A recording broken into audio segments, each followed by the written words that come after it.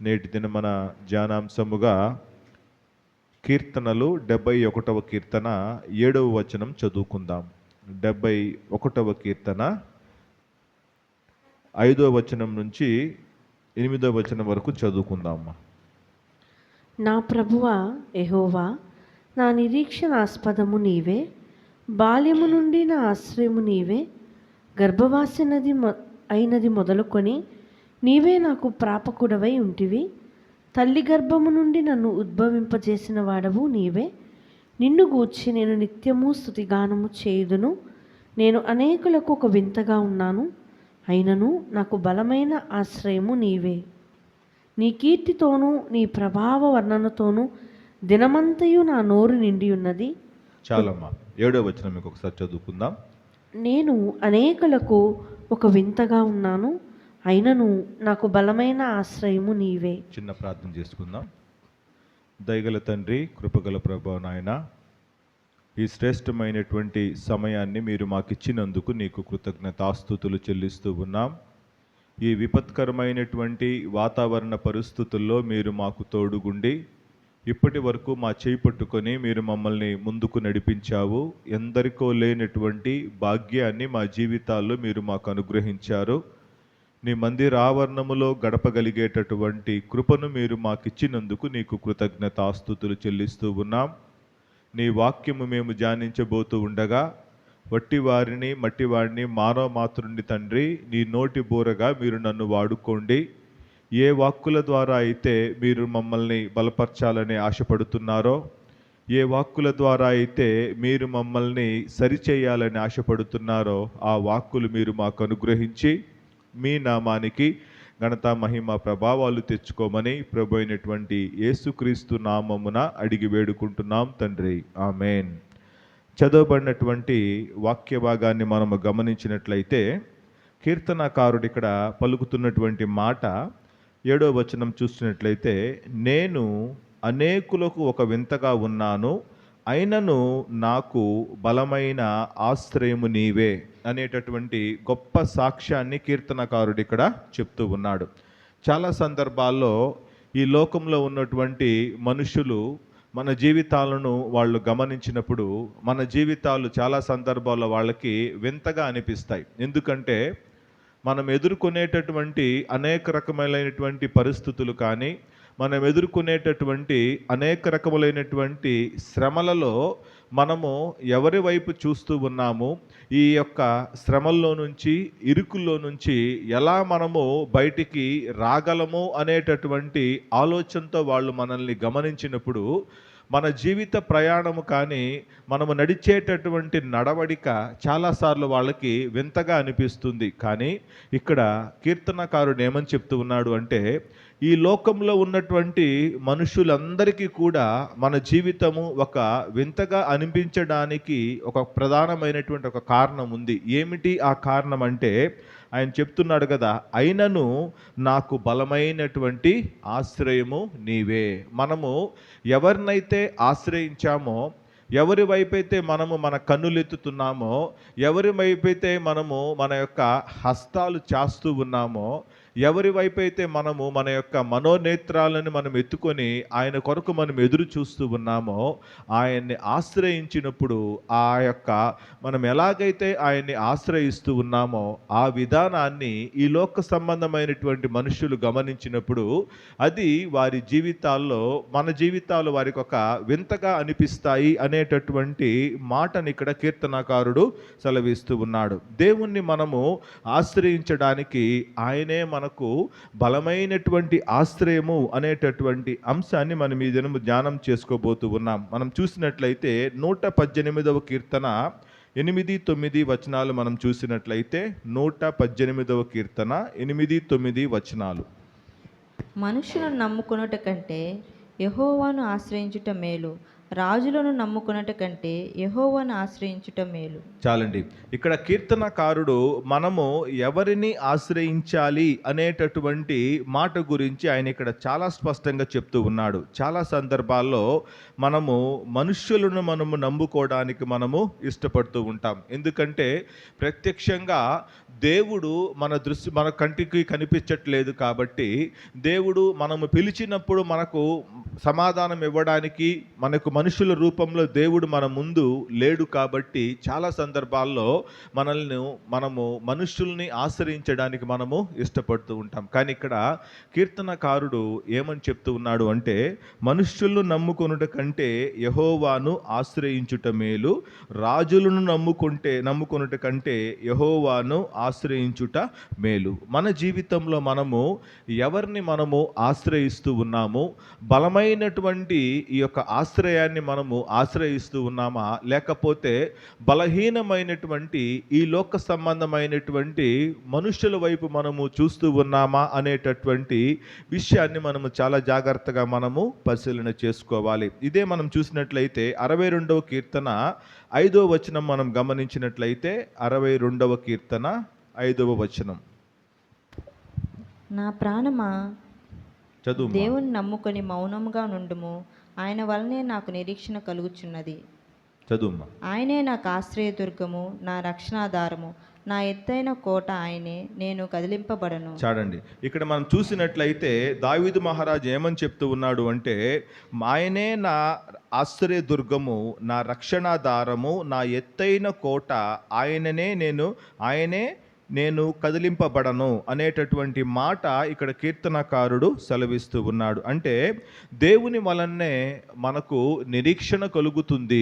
ఆయన్ని మనము ఆశ్రయించినప్పుడు ఎలాంటి పరిస్థితుల్లో కూడా మన జీవితాలు కదిలించబడవు అనేటటువంటి అంశం గురించి ఇక్కడ కీర్తనకారుడు మాట్లాడుతూ ఉన్నాడు. చాలా సందర్భాల్లో మన జీవితాలను మనము గమనించినప్పుడు, దేవుణ్ణి మనము ఆశ్రయించినప్పుడు, ఆ దేవుని మీద మనము ఆనుకున్నప్పుడు ఆ పరిస్థితుల్లో నుంచి మనము ఎలా బయటికి రాగలము అనేటటువంటి అనుమానము మనకు చాలాసార్లు కలుగుతుంది. ఎందుకంటే ఈ మధ్య కాలంలోనే మనము మన యొక్క మందిరం యొక్క వార్షికోత్సవ కూడికను మనం జరుపుకోవడం జరిగింది. ఎందుకంటే ఈ యొక్క డెడికేషన్ యానివర్సరీ కోసము మనము సిద్ధపడేటటువంటి తరుణంలో అనేక రకములైనటువంటి ఆటంకాలు మన ముందు కనిపిస్తూ ఉన్నాయి. మొట్టమొదటిగా మమ్మీకి కాలు ఫ్రాక్చర్ అవ్వడము, రెండవదిగా ఎవరైతే మనము స్పీకర్గా పిలిచామో డాక్టర్ మధుకిరణ్ గారికి తీవ్రమైనటువంటి అనారోగ్య పరిస్థితి కలగడము, ఇక్కడికి మెసేజ్ చెప్పడానికి డాక్టర్ గారు రాగలరా లేదా అనేటటువంటి అనుమానం అందరికీ కూడా మాకు ఉండింది. అదే విధముగా ఇంకొక విషయాన్ని మనం గమనిస్తే, తీవ్రమైనటువంటి వాతావరణ పరిస్థితులు, విపరీతమైనటువంటి వర్షము, ఇలాంటి అన్ని పరిస్థితుల్లో కూడా మనం ఆశ్రయించింది కేవలము దేవుణ్ణి మాత్రమే ఆశ్రయించాం. ఎందుకంటే ఈ లోక సంబంధమైనటువంటి మనుషులు మనకు సహాయము చేయలేనటువంటి పరిస్థితులు మన చెయ్యి దాటిపోయినప్పుడు మనము వ్యాకుల పడడము కానీ బాధపడడం కానీ మనం చేయటం లేదు. కానీ మనకు శాశ్వతమైనటువంటి ఒక ఆశ్రయం మనకుంది అనేటటువంటి విషయాన్ని దేవుడు మన సహవాసంలో ఉన్న మనందరికీ కూడా దేవుడు జ్ఞాపకం చేశాడు. పరిస్థితులు మీ కళ్ళ ముందు ఎంత వ్యతిరేకముగా ఉన్నప్పటికీ కూడా ఈ లోక సంబంధమైనటువంటి మనుషులు మనల్ని గమనించినప్పుడు దేవుడు మన జీవితాల్లో చేసేటటువంటి కార్యాలు వాళ్ళ కళ్ళకవి వింతగా ఉంటాయి అనేటటువంటి గొప్ప సాక్ష్యాన్ని దేవుడు మన పరిచర్య ద్వారా అందరికీ కూడా తెలియచేశాడు. దీనికి ప్రతి ఒక్కరి యొక్క ప్రార్థన సహకారాన్ని దేవుడు ఆయన అంగీకరించాడు.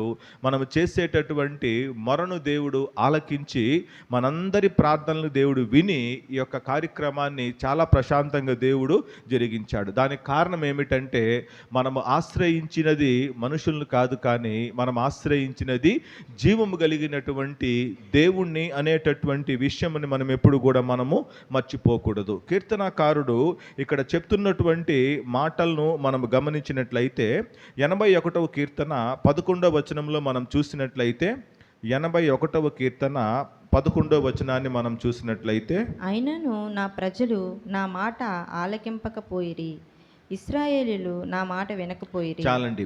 ఇక్కడ యెహోవా దేవుడు ఇశ్రాయేలీయులని కనాను దేశానికి తీసుకుని వెళ్ళేటటువంటి క్రమంలో వాళ్ళు దేవుణ్ణి విడిచిపెట్టి వాళ్ళకిష్టమైనటువంటి ఐగుప్తు దేవతలను, అన్య దేవతల్ని వాళ్ళు వెంబడించడానికి, అన్య దేవతలని వాళ్ళు ఆశ్రయించడానికి సిద్ధపడినప్పుడు ఇక్కడ భక్తుడు చెప్తున్నటువంటి మాటలు మనం ఇక్కడ చూస్తూ ఉన్నాం. చాలా సందర్భాల్లో మన జీవితాల్లో కూడా అనేక రకములైనటువంటి పరిస్థితులు మనం ఎదుర్కొనేటప్పుడు ఈ పరిస్థితులలో నుంచి మనల్ని బయటికి ఎవరు తీసుకొని వస్తారు అనేటటువంటి అనుమానం మనకు కలుగుతూ ఉంది. మన పితరులైనటువంటి ఇశ్రాయేలీయులకి ఎలాంటి అనుమానము, ఎలాంటి ఆలోచనలు అయితే కలిగాయో అలాంటి ఆలోచనలే మన జీవితాల్లో కూడా కలుగుతూ ఉంటాయి. అలాంటి ఆలోచనలు మనకు కలిగినప్పుడు ఎవరి మీద మనము ఆశ్రయించాలి అనేటటువంటి విషయాన్ని మనము మర్చిపోతూ ఉంటాము. మనము ఆనుకోవడానికి, మనము ఆశ్రయించడానికి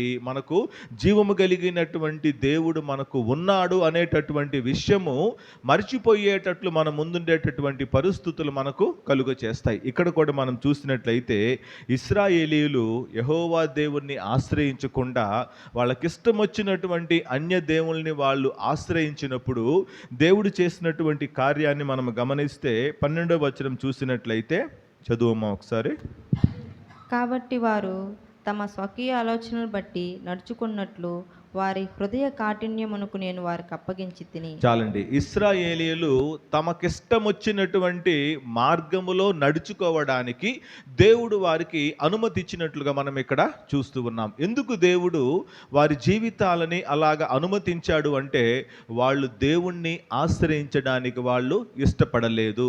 జీవము కలిగినటువంటి దేవుని కార్యాలని ప్రత్యక్షంగా చూస్తున్నటువంటి ఇశ్రాయేలీయులు వాళ్ళు ఏం చేయడం ప్రారంభించారు అంటే ఇతర దేవతలని, అన్య దేవతల వైపు వాళ్ళు ఎప్పుడైతే చూడడం ప్రారంభించారో దేవుడు తనకిష్టము లేనటువంటి కార్యాలను ఎప్పుడైతే వాళ్ళు చేయడానికి ప్రారంభించారో దేవుడు వాళ్ళని మరణానికి అప్పగిస్తున్నట్లుగా మనం ఇక్కడ చూస్తూ ఉన్నాము. వారి హృదయ కాఠిన్యమునకు నేను వారిని అప్పగించి తిని, వారి యొక్క స్వకీయ ఆలోచనలు బట్టి నడుచుకున్నట్లు, అంటే వాళ్ళ ఇష్ట ప్రకారముగా ఎప్పుడైతే వాళ్ళు నడుచుకోవడానికి సిద్ధపడ్డారో దేవుడు వాళ్ళ చేతుల్ని విడిచిపెడుతున్నట్లుగా మనం ఇక్కడ చూస్తూ ఉన్నాం. చాలా సందర్భాల్లో మన జీవితాల్లో కూడా మనము మన ఇష్ట ప్రకారము నడుచుకోవడానికి మనము ఇష్టపడుతూ ఉంటాం. ఎందుకంటే చిన్న బిడ్డల దగ్గర నుంచి మనం గమనించినట్లయితే వాళ్ళు చెప్పినటువంటి మాట మనం వినాలి, తల్లిదండ్రులు వినాలని ఇష్టపడతారే తప్ప తల్లిదండ్రులు చెప్పినటువంటి మాటను వాళ్ళు వినడానికి వాళ్ళు ఎప్పుడు కూడా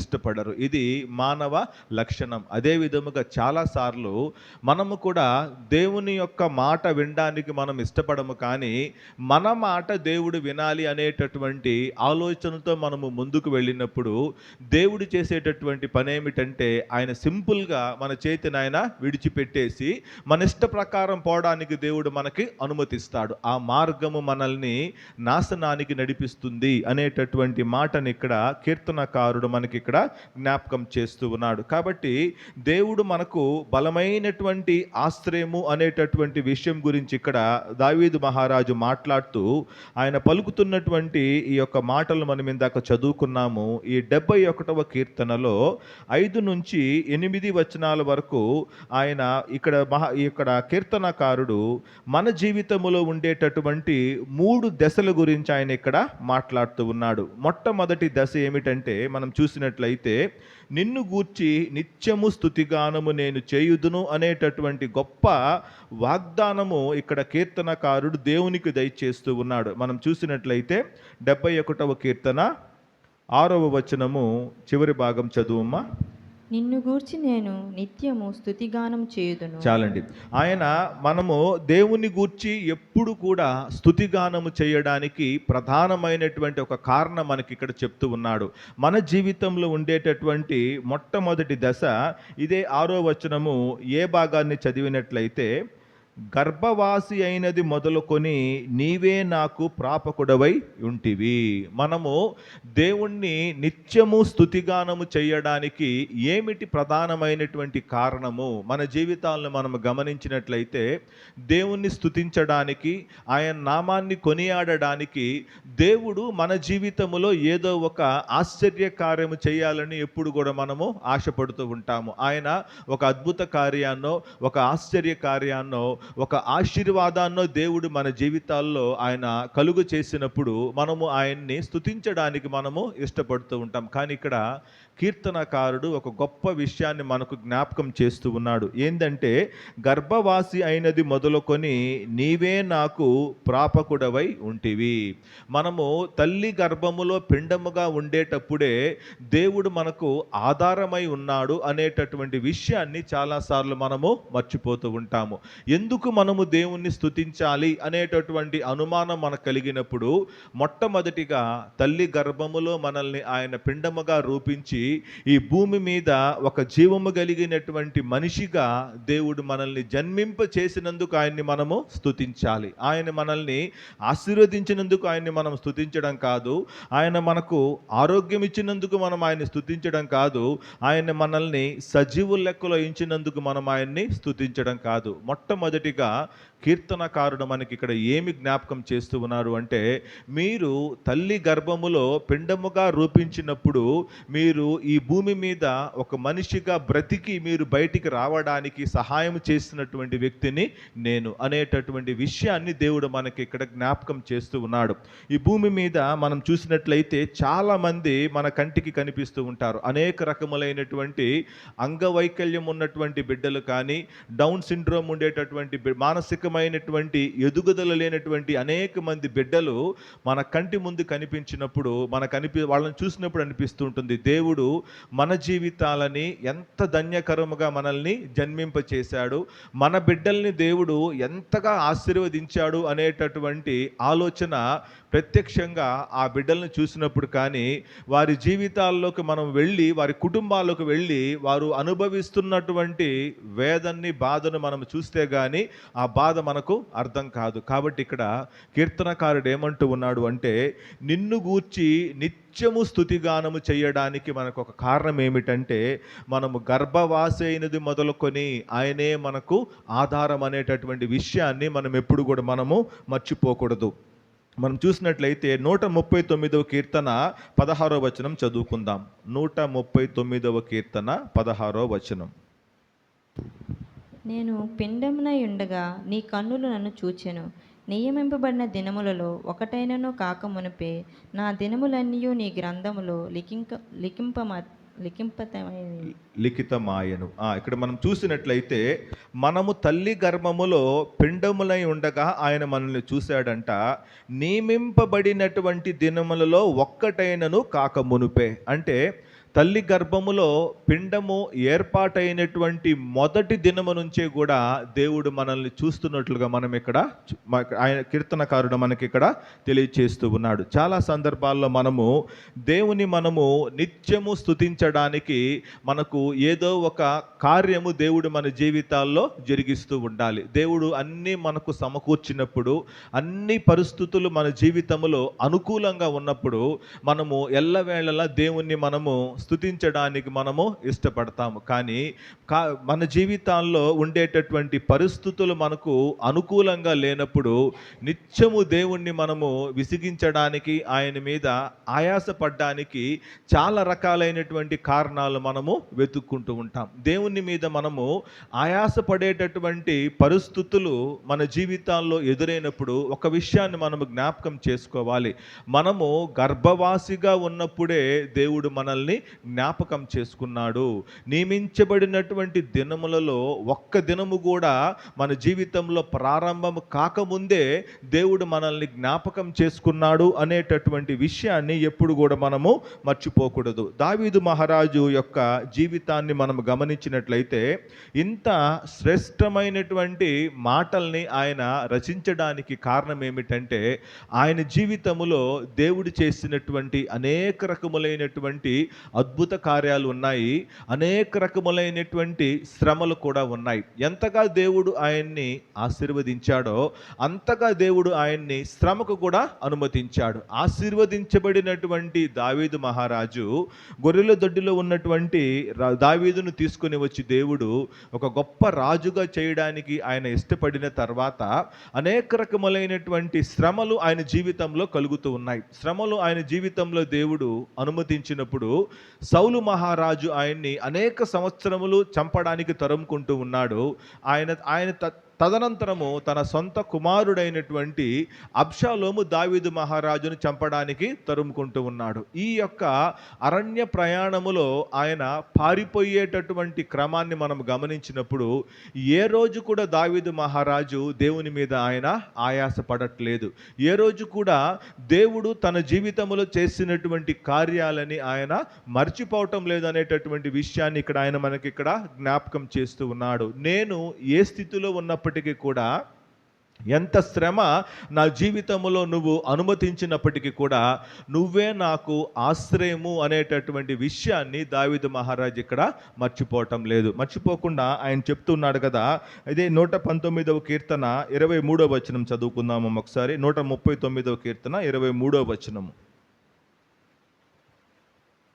దేవా, నన్ను పరిశోధించి నా హృదయమును తెలుసుకొనుము, నన్ను పరీక్షించి నా ఆలోచనను తెలుసుకొనుము. ఇక్కడ దావీదు మహారాజు ఏమని చెప్తూ ఉన్నాడు అంటే, దేవుడు ఆయన జీవితాల్ని ఆశీర్వదించి ఆయన జీవితాన్ని దేవుడు ముందుకు నడిపించేటటువంటి క్రమములో ఆయన జీవితం పట్ల దేవుడు చేసినటువంటి ప్రతి కార్యాన్ని జ్ఞాపకం చేసుకుంటూనే ఆయన నిత్యము దేవుణ్ణి స్తుతించడానికి ఆయన చేస్తున్నటువంటి పనిని మనం ఇక్కడ గమనించినట్లయితే ఏమంటున్నాడు అంటే, ఎందుకు ఆయన నిత్యము దేవునికి స్తుతిగానము చెయ్యాలి అనేటటువంటి మాటను మనము ఇక్కడ గమనించినప్పుడు ఆయన చెప్తున్నాడు కదా, దేవా, నన్ను పరిశోధించి నా హృదయమును తెలుసుకొనుము, నన్ను పరీక్షించి నా ఆలోచనను తెలుసుకొనుము. అంటే దేవునికి ఆయాసకరమైనటువంటి క్రియలు, దేవునికి ఇష్టములైనటువంటి పనులు ఏమైనా మన హృదయంలో ఉన్నట్లయితే వాటిల్ని సరి చేసుకునేటటువంటి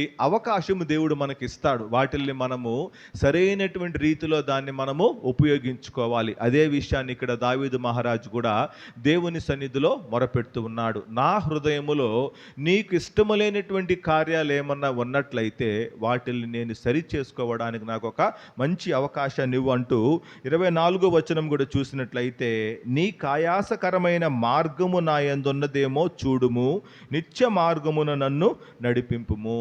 దేవునికి ఆయాసకరమైనటువంటి మార్గాలు మనలో ఉన్నట్లయితే వాటిల్ని ఎప్పుడైతే మనము విడిచిపెట్టగలమో, ఎప్పుడైతే దేవునికి ఇష్టములేనటువంటి మార్గాలు మన జీవితాల్లో దేవుడు మనకు చూపిస్తాడో వాటిల్ని మనము విడిచిపెట్టినప్పుడు మాత్రమే మనం ఏం చేయగలమంటే దేవుని గూర్చి నిత్యము మనము స్తుతిగానము చేయగలము అనేటటువంటి మాటని ఇక్కడ దావీదు మహారాజు సెలవిస్తూ ఉన్నాడు. మన ఆత్మీయ జీవితాలను మనము పరిశీలించుకున్నట్లయితే నిత్యము మనము దేవుని నామాన్ని స్తుతించగలుగుతున్నామా లేదా అనేటటువంటి విషయాన్ని మనము జ్ఞాపకం చేసుకోవాలి.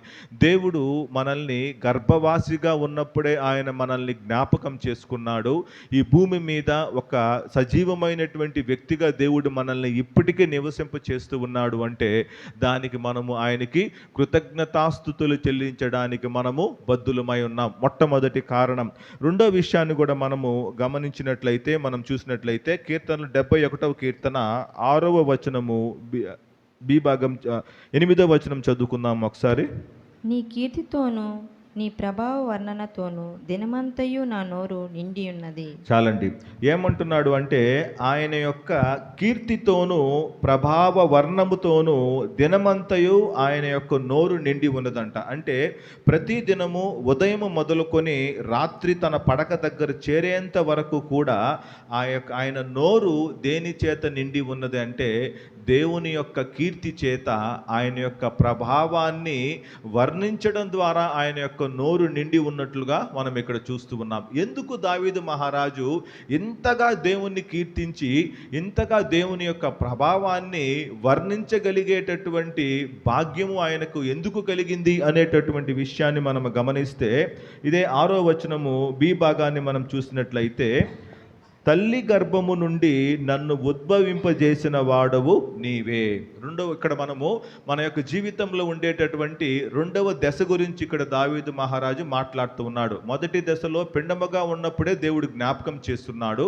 రెండవ దశలో తల్లి గర్భము నుండి నన్ను ఉద్భవింపజేసినటువంటి వాడవు నీవే. తల్లి గర్భములో నుంచి మనల్ని సజీవులుగా ఆయన మనల్ని పుట్టించినందుకు మనం ఏం చెయ్యాలి అంటే, ఆయన చెప్తున్నాడు కదా, ఆయన కీర్తితోనూ ఆయన ప్రభావ వర్ణముతోనూ దినమంతయు నా నోరు నిండి ఉన్నది అనేటటువంటి మాటని ఇక్కడ దావీదు మహారాజు జ్ఞాపకం చేస్తూ ఉన్నాడు. చాలా సందర్భాల్లో మనము మన యొక్క ఆత్మీయ జీవితాన్ని పరిశీలించుకున్నట్లయితే మన నోరు దేనితో నిండి ఉంటుంది అనేటటువంటి విషయాన్ని చాలాసార్లు మనము పరిశీలన చేసుకోవాలి. అనేకమైనటువంటి వ్యర్థమైనటువంటి మాటలు మనము మాట్లాడుతూ ఉంటాము. ఈ వ్యర్థమైనటువంటి మాటలు మనము మాట్లాడిన ప్రతిసారి కూడా మనము దేవుణ్ణి ఆశ్రయించట్లేదు, ఆయన వైపు మనము చూడట్లేదు అనేటటువంటి విషయాన్ని మనం ఎప్పుడు కూడా మనము మర్చిపోకూడదు. ఎందుకంటే ఇక్కడ చెప్తున్నటువంటి మాటలు మనము గమనిస్తే నిత్యము ఆయన యొక్క కీర్తిని మనము కొనియాడుతూ ఉండాలి. ఆయన ప్రభావ వర్ణమును మనము ఎప్పుడు కూడా మనము కొనియాడుతూ ఉండాలి. అంటే మన జీవితాల్లో ప్రధానమైనటువంటి స్థానము మనము దేవునికి ఇవ్వాలి. ఈ లోక సంబంధమైన వాటిలన్నిటిని కూడా మనము పక్కన పెట్టాలి. దేవునికే మనము ప్రధానమైనటువంటి స్థానం ఇచ్చినప్పుడు ఈ యొక్క పనిని మనము చేయగలము అనేటటువంటి మాటను ఇక్కడ కీర్తనకారుడు సెలవిస్తూ ఉన్నాడు. మనం చూసినట్లయితే యోబు గ్రంథము 27వ అధ్యాయము 2వ వచనం చదువుకుందాం. యోబు గ్రంథము 27వ వచనము 2వ వచనం.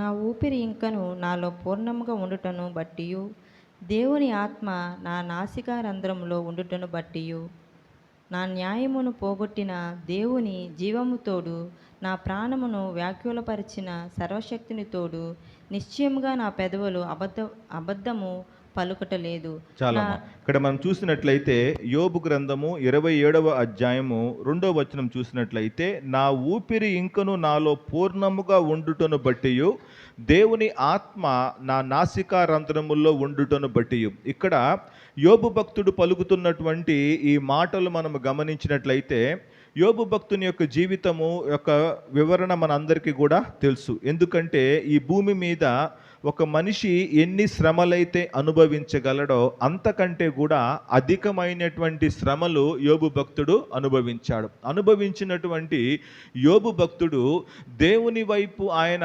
ఆశ్రయించి దేవుని వైపు చూస్తూ ఉన్నాడు. ఎందుకంటే ఈ లోక సంబంధమైనటువంటి శ్రమలు ఆయన్ను చుట్టుముట్టినప్పుడు, ఈ లోక సంబంధమైనటువంటి ఇబ్బందికరమైనటువంటి అనారోగ్య పరిస్థితులు ఆయన్ను చుట్టుముట్టినప్పుడు యోబు ఎవరిని ఆశ్రయిస్తూ ఉన్నాడు అంటే, గర్భములో నుంచి ఆయనని ఉద్భవింపచేసినటువంటి దేవుని వైపే యోబు చూస్తూ ఉన్నాడు. చూస్తూ ఆయన ఏమంటున్నాడు అంటే, నా ఊపిరి ఇంకనూ నాలో పూర్ణముగా ఉండుటను బట్టి దేవుని ఆత్మ నా నాసికా రంధ్రముల్లో ఉండుటను బట్టి, ఆయనకి ఎవరైతే ఊపిరిని కలుగ చేశారో ఆ యొక్క దేవుణ్ణి ఆయన ఇక్కడ జ్ఞాపకం చేసుకుంటూ ఉన్నాడు. దేవుణ్ణి ఇక్కడ యోబు భక్తుడు దూషించట్లా.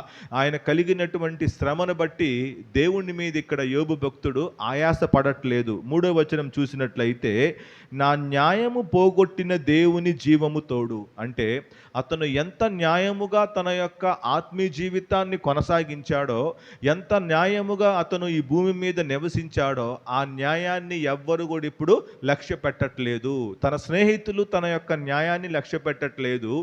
దేవుడు కూడా నా యొక్క న్యాయాన్ని ఆయన కూడా లక్ష్య పెట్టట్లేదు అనేటటువంటి మాట యోబు భక్తుడు ఇక్కడ మాట్లాడుతూ ఉన్నాడు. ఇలా పలకడానికి కారణం ఏమిటంటే, ఆయన అనుభవిస్తున్నటువంటి శ్రమలు తన కళ్ళ ముందు కనిపిస్తూ ఉన్నాయి.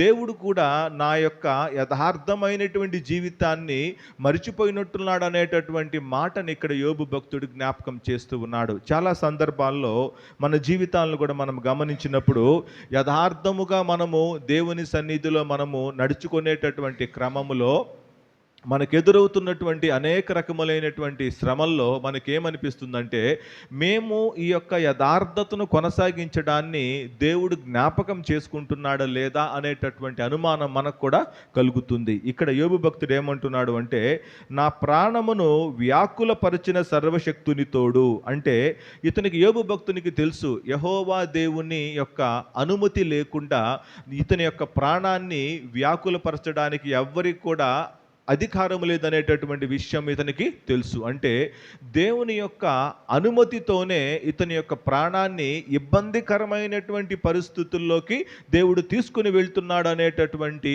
ఆలోచన కలిగినప్పటికీ కూడా ఈయన ఎవరి వైపు చూస్తూ ఉన్నాడు అంటే దేవుణ్ణే ఆయన ఆశ్రయిస్తూ ఉన్నాడు. ఒక వ్యక్తి మనల్ని బాధ పెడుతూ ఉన్నారు, ఒక వ్యక్తి మనల్ని ఇబ్బంది పెడుతూ ఉన్నారు అన్నప్పుడు తిరిగి మనం ఆ వ్యక్తిని ఆశ్రయించడానికి మనము ఇష్టపడము. కానీ యోబు భక్తుని యొక్క జీవితాన్ని మనం చూసినట్లయితే ఏమంటున్నాడు, అతని యొక్క న్యాయమును పోగొట్టిన దేవుని జీవముతోడు, అతని యొక్క ప్రాణమును వ్యాకులపరచినటువంటి సర్వశక్తుని తోడు యోబు భక్తుని ఎవరి వైపు చూస్తూ ఉన్నాడు అంటే దేవుణ్ణే ఇక్కడ ఆశ్రయిస్తూ ఉన్నాడు. మనకుండేటటువంటి బలమైనటువంటి ఆశ్రయము దేవుడే కాబట్టి ఆయన్ని మనము ఆశ్రయించేటటువంటి క్రమం గురించి యోబు భక్తుడు మనకి ఇక్కడ నేర్పిస్తూ ఉన్నాడు. మనం చూసినట్లయితే ఆరో వచనం చదువుకుందామా ఒకసారి. నా నీతిని విడువక గట్టిగా పట్టుకొందును, నా ప్రవర్తన అంతటి విషయంలో నా హృదయము నన్ను నిందింపదు. చాలండి. ఏమంటున్నాడు యోబు భక్తుడు, దేవుడు ఆయన యొక్క న్యాయాన్ని లక్ష్య పెట్టకపోయినప్పటికీ కూడా, దేవుడు ఆయన యొక్క ప్రాణాన్ని వ్యాకులపరిచినప్పటికీ కూడా యోబు భక్తుడు ఏమి చేయనంటూ ఉన్నాడు అంటే ఆయన యొక్క నీతిని విడిచిపెట్టనని చెప్తూ ఉన్నాడు. ఇంకా ఏమంటున్నాడు, నా ప్రవర్తన అంతటి విషయములో నా హృదయము నన్ను నిందింపదు. ఆయన ప్రవర్తన అంతటి విషయంలో కూడా ఆయన హృదయం అంటే ఆయన యొక్క అంతరాత్మ కూడా నువ్వు చేసింది తప్పు అని చెప్పడానికి ఆస్కారం లేదనేటటువంటి మాట ఇక్కడ యోబు భక్తుడు చెప్తున్నాడు. అంటే దేవుడు ఆయన జీవితంలో అనుమతించినటువంటి ఈ యొక్క వ్యాకులమును బట్టి నోటి మాట ద్వారా కానీ హృదయ తలంపుల ద్వారా కూడా యోబు భక్తుడు దేవుణ్ణి విడిచిపెట్టట్లేదు అనేటటువంటి విషయాన్ని మనం ఇక్కడ జ్ఞాపకం చేసుకోవాలి. దేవుణ్ణి నేను ఆశ్రయించాను, నా జీవితంలో పరిస్థితులు ఎలా ఉన్నప్పటికీ కూడా నన్ను ముందుకు నడిపించగలిగినటువంటి శక్తి కలిగిన వాడు దేవుడు అనేటటువంటి విషయాన్ని యోబు భక్తుడు ఇక్కడ మర్చిపోవట్లేదనేటటువంటి విషయం మనం ఇక్కడ చూస్తూ ఉన్నాం. కాబట్టి కీర్తనకారుడు చెప్తూ ఉన్నాడు కదా, ఆయన యొక్క కీర్తితోనూ ప్రభావ వర్ణముతోనూ దినమంతయు ఆయన నోరు నిండి ఉంది. అంటే మనము కూడా దినమంతయు దేవుని యొక్క ప్రభావ వర్ణముతో మనం ఆయన్ని స్తుతించాలి. అంటే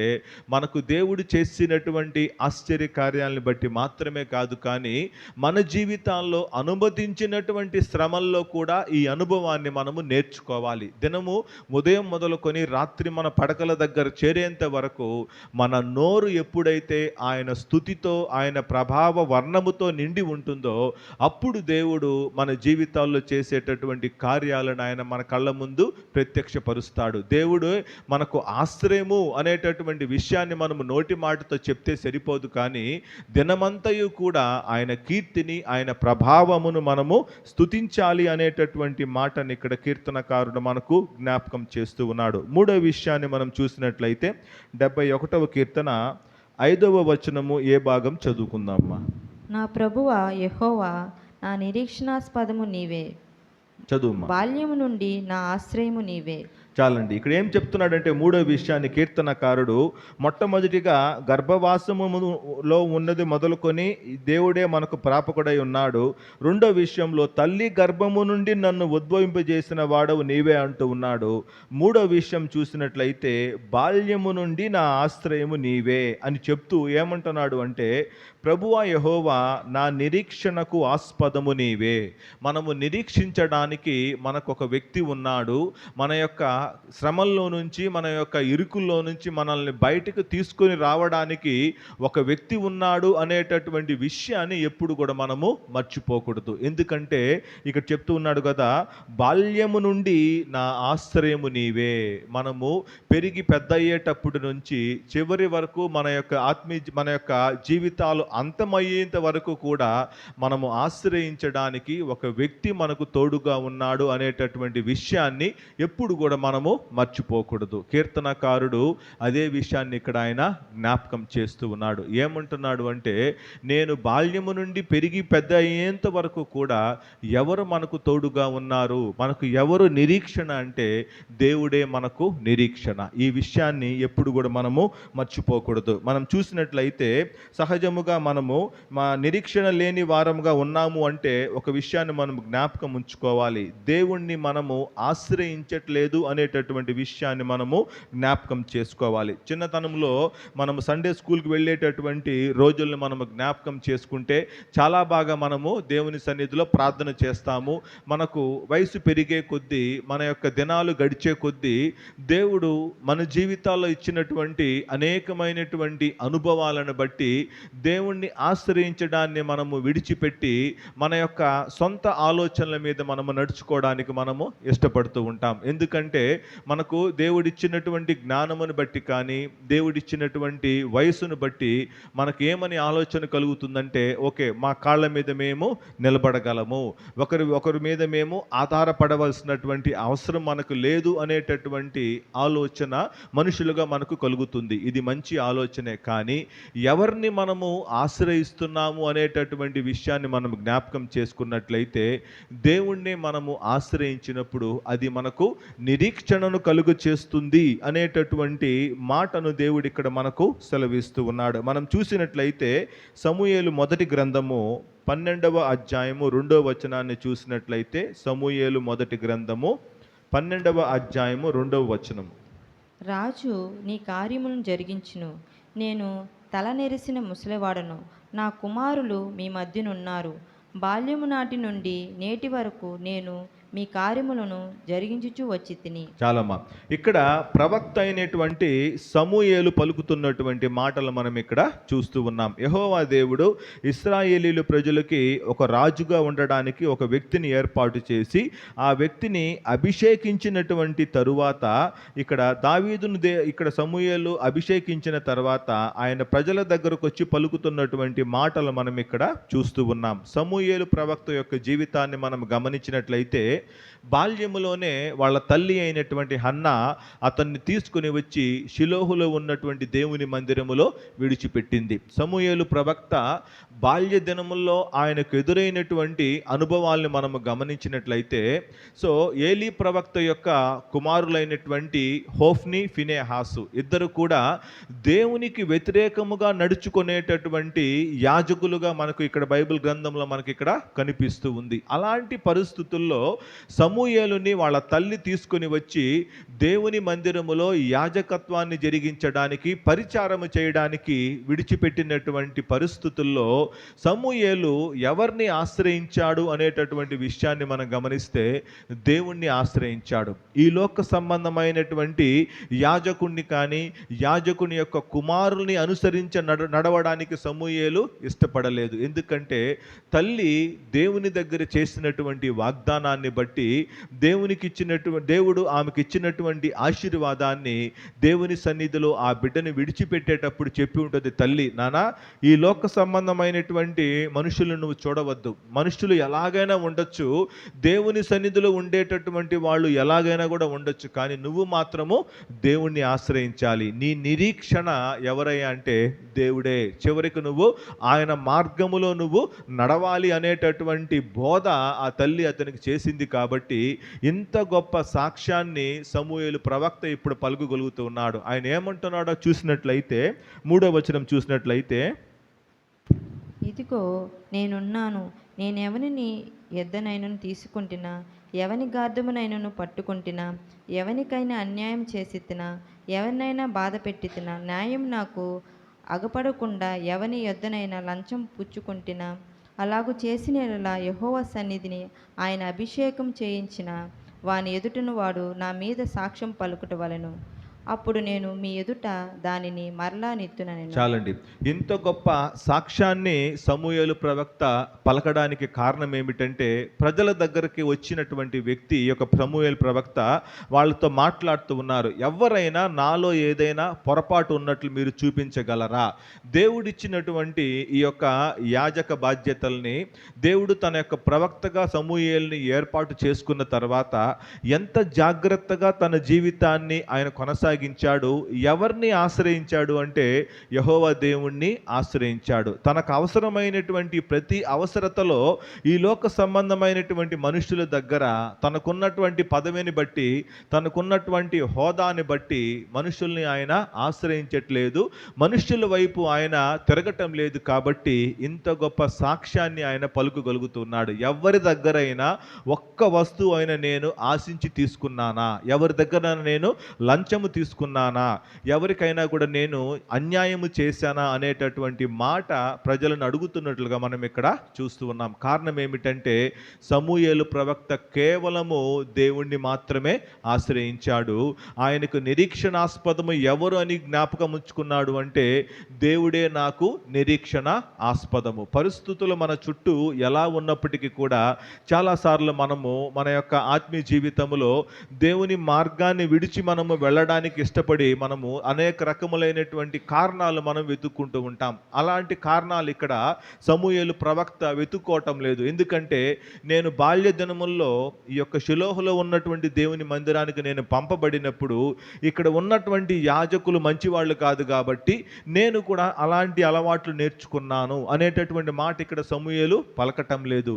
చుట్టుపక్కల పరిస్థితులు ఎలా ఉన్నప్పటికీ కూడా ఆయన దేవుని వైపు చూస్తూ ఉన్నాడు, దేవుణ్ణి ఆయన ఆశ్రయిస్తూ ఉన్నాడు. నాకు నిరీక్షణాస్పదము నీవే అనేటటువంటి విషయాన్ని ఆయన తన జీవితం అంతా బాల్యము నుండి పెరిగి ముసలివాడయ్యేంత వరకు కూడా ఆయన మర్చిపోలేదు అనేటటువంటి మాటని ఇక్కడ ఆయన మనకి ఇక్కడ జ్ఞాపకం చేస్తూ ఉన్నాడు. మనం చూసినట్లయితే తిమోతికి రాసినటువంటి 2వ పత్రిక 3వ అధ్యాయము 15వ వచనం చదువుకుందాం. తిమోతికి రాసినటువంటి 2వ పత్రిక 3వ అధ్యాయము 15వ వచనం చదువుకుందాం. విశ్వాసం ద్వారా రక్షణార్థమైన జ్ఞానము నీకు కలిగించుటకు శక్తిగల పరిశుద్ధ లేఖనమును బాల్యం నుండి నీవు వెరుగుదువు గనుక నీవు నేర్చుకుని రూఢి అని తెలుసుకునివి ఎవని వల్ల నేర్చుకుంటివో ఆ సంగతి తెలుసుకొని వాటి యందు నిలకడగా ఉండుము. చాలమ్మా. పౌలు భక్తుడు ఇక్కడ తిమోతికి రాసినటువంటి పత్రికలో తిమోతికి కొన్ని విషయాలను ఆయన ఇక్కడ జ్ఞాపకం చేస్తూ ఉన్నాడు. ఏమంటున్నాడు అంటే, క్రీస్తు యేసున విశ్వాసము ద్వారా రక్షణార్థమైన జ్ఞానము నీకు కలిగించుటకు శక్తి కలిగే పరిశుద్ధ లేఖనము బాల్యము నుండే నీవు ఎరుగుదువు. అంటే దేవుని యొక్క లేఖనాన్ని బాల్యము నుండే నువ్వు బాగా దేవుని యొక్క లేఖనము నీకు తెలుసు, కానీ దాన్ని ఆచరణలో పెట్టడానికి అనేక సందర్భాల్లో మనము కూడా వెనుకబడిపోతూ ఉంటాం. ఎందుకంటే బాల్యము నుండి మనకు ఆశ్రయము ఆయనే అనేటటువంటి విషయం మనకు తెలుసు, మనకు నిరీక్షణాస్పదము ఆయనే అనేటటువంటి విషయం మనకు తెలుసు.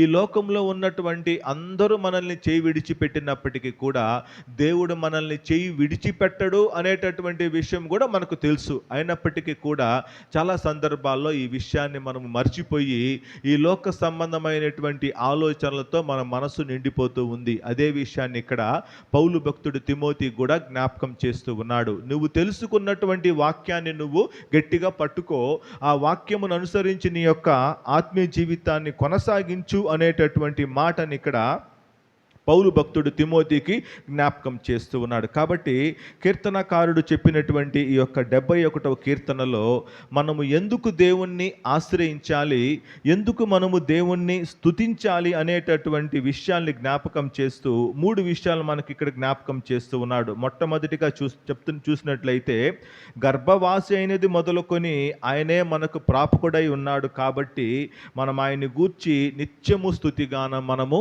చేయాలి.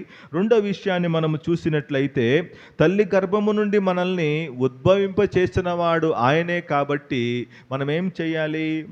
ఆయన కీర్తితోనూ ఆయన ప్రభావ వర్ణముతోనూ దినమంతయు మన నోరు నిండి ఉండాలని చెప్తూ ఉన్నాడు. మూడోదిగా చూసినట్లయితే బాల్యము నుండి ఆయనే మనకు ఆశ్రయము కాబట్టి యెహోవాయే మనకు నిరీక్షణాస్పదం అనేటటువంటి విషయాన్ని మనము జ్ఞాపకం ఉంచుకోవాలి. కాబట్టి దేవుడే మనకు బలమైనటువంటి ఆశ్రయము అని మనము చెప్తే సరిపోదు, కానీ మన జీవితాల్లో దాన్ని మనము ఆచరించి మనము చూపించాలి. ఎవ్వరు మనల్ని విడిచిపెట్టినా దేవుడు మాత్రం ఎప్పుడు కూడా మనల్ని విడిచిపెట్టడు అనేటటువంటి విషయాన్ని మనము మర్చిపోకూడదు. ఇలాంటి అనుభవంలోకి దేవుడు మనల్ని ముందుకు నడిపించునుగాక. దేవుడి వాక్యమును మన వినికిడిలో దీవించునుగాక. ఆమేన్.